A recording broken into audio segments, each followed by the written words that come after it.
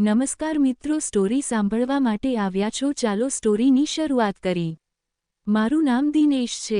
હું ધોરણ 12માં અભ્યાસ કરું છું। મારે હવે દિવાળીઓની રજાઓ પડી ગઈ હતી, એટલે હવે મારે મિત્રો જોડે ક્રિકેટ રમવા સિવાય કોઈ કામ હતું નહીં। એક દિવસ મારા ફૈબા મારા ઘેરે આવે છે અને તે પણ અમારા ઘેરે થોડા દિવસ માટે રહેવા આવ્યા હતા, એટલે મને એ વાતની બહુ ખુશી હતી। જો તમને મારા ફૈબાની ઉંમરની વાત કરું તો લગભગ તે 28 વર્ષના હશે। તે ખૂબ જ સુંદર છે। તે કોઈપણ કપડામાં સારા લાગતા હતા। હું અવારનવાર તેમને જોયા કરતો, એટલે તે પોતાને સંતાડવાની કોશિશ પણ કરતા, પણ મારો દોસ્ત તોફાને ચડી જતો। પછી હું આરામ કરીને તેને શાંત કરતો હતો। એક દિવસ મારી મમ્મીએ મને કહ્યું, દિનેશ બેટા, હું બજારમાં લાઇટ બિલ ભરવા જાઉં છું અને મારે મારી સહેલીને ત્યાં મળવા જવાનું હોવાથી હું બજારમાં જઈને આવું છું। ત્યાં સુધી તું તારી ફૈબાનું ધ્યાન રાખજે। તેને જે જોઈએ ને તે લાવીને આપજે, ઠીક છે? પછી હું મારા રૂમમાં લેસન કરવા લાગ્યો। પછી મારા ફૈબા મને અવાજ કર્યો, દિનેશ, તારી માટે જમવાનું કાઢ્યું છે, તું આવીને જમી લેજે। હું બોલ્યો, સારું। ફૈબા પછી તેના રૂમમાં ચાલ્યા ગયા અને મિત્રો, હું જમીને મારા રૂમમાં પાછો લેસન કરવા લાગ્યો। બરોબર બપોરના 12ના ટકોરા પછી હું મારું કામ પતાવીને મોબાઈલ જોતો હતો, ત્યારે મારા ફૈબાએ મને ફરી બૂમ મારી, દિનેશ અહીં આવતો।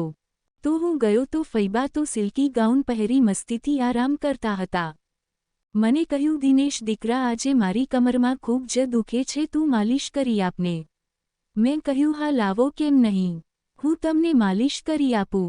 પછી તેણે મને કોઈ સાધારણ ક્રીમ આપી એટલે હું બોલ્યો, ફૈબા આ રહેવા દયો, હું આયોડેક્સ લગાવી આપું છું।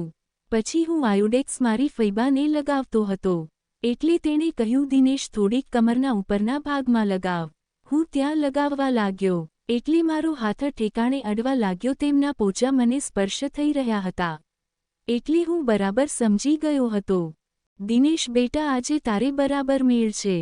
તે આજ સુધી ઘણા બધા હાથ પગ માર્યા, પણ આજે લાગે છે તને સાક્ષાત દર્શન કરવામાં આવશે। મારો શ્વાસ ખૂબ જ સ્થિર પકડી રહ્યો હતો।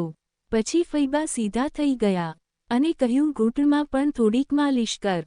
તો હું બોલ્યો, હા ફૈબા, જરૂર। મને એવા વિચારો આવતા હતા કે હું ક્યારે મોટો થઈશ અને ક્યારે મારા લગ્ન થશે, હું પણ કામ કરી શકું, પણ આજનો રંગીલો દિવસ હું ક્યારે પણ નહીં ભૂલું। મારા ફૈબા મને ત્રાસી નજરે જોઈ રહ્યા હતા। તેણે એક પગ સાઈડમાં મૂક્યો, તરત જ મને દર્શન થઈ ગયા। હું ત્યાં જ જોઈ રહ્યો હતો। દોસ્તો, હું ત્યાં જોઈ રહ્યો છું તે હું તેને ખબર નહોતી પડવા દેવા માંગતો। હું શું જોઈ રહ્યો છું, પણ ફરી તે ખાલી સૂઈ જવાનો ઢોંગ કરતા હતા। અસલમાં તે જાગી રહ્યા હતા। હું શું કરી રહ્યો છું તે જોતા હતા। હું પણ હોશિયાર બની ગયો ને અજાણ્યો બનીને છેક સુધી માલિશ કરવા લાગ્યો। એક વાત તો પાકી થઈ ગઈ હતી, આજે ભાઈ જલસા જ કરવાના છે। મારો રંગીલો તો તોફાને ચડી ગયો હતો। બસ હવે મને એક જ વાતની ચિંતા હતી કે ક્યાંક અચાનક મમ્મી ના આવી જાય, એટલે હું ફરી દરવાજાની સામે જોતો હતો। ફૈબાએ કહ્યું, દિનેશ થોડો હાથ ઉપર આવવા દે દીકરા। પછી હું તો કેમ ગભરાવું, મારો હાથ શેક સુધી જવા દીધો। મેદાનમાં સફાઈ હમણાં જ કરી લાગતી હતી, કેમ કે ફળહા મને અડતા હતા।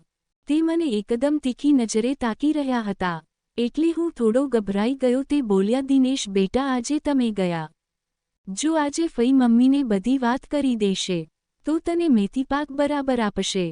પરંતુ હું હિંમત ભેગી કરીને માલિશ છેક સુધી ચાલુ રાખી અને રંગીલાને આમથી તેમ સરખો કરતો હતો। બસ હવે મમ્મી ન આવી જાય એ જ વિચાર કરતો હતો। પછી ફૈબા મને કહ્યું, દિનેશ હવે તું ચિંતા ના કરીશ, તારો રંગીલો મારી અંદર મૂકી દે દીકરા, મારે આજે મોજડી લેવી છે। પણ ફૈબા, મને ક્યાં આવડે છે? ત્યારે ફૈબા એટલું બોલ્યા, દીકરા હું તારી મદદ કરીશ। પછી તેણે રંગીલો લીધો અને પછી તે મેદાનમાં આવી ગયા। તેને મને પ્રેમથી કહ્યું, હવે તું આવી જા, રંગીલા રાજાને મહેલમાં આવવા દે। હું જોરદાર પાવરમાં હતો, કેમ કે આજે તો મને સાક્ષાત દર્શન કરવા મળ્યા હતા અને આ મર્દનો દીકરો દિનેશ શું કામ પાછો પડે। પછી મેં રંગીલાને તૈયાર કર્યો અને તેની હવેલીમાં રંગીલાને અંદર મૂક્યો। તો ફૈબા બોલ્યા, દીકરા હવે ધીરે વજન આપ। હું પહેલો વહેલો હતો એટલે મારું તરત જ ઠેકાણું પડી ગયું। હું ઢીલો પડી ગયો। ત્યારે ફૈબા બોલ્યા, ધીમેથી બોલ્યા, હટતો નહીં, અંદર દબાવી રાખ. પછી અમે બંને ખૂબ મસ્તી કરી અને એકબીજાની સામે ફૂલ પણ માર્યા. મેં ફૈબાને પૂછ્યું, ફૈબા, હવે કેટલા દિવસે આવી મજા કરાવશો?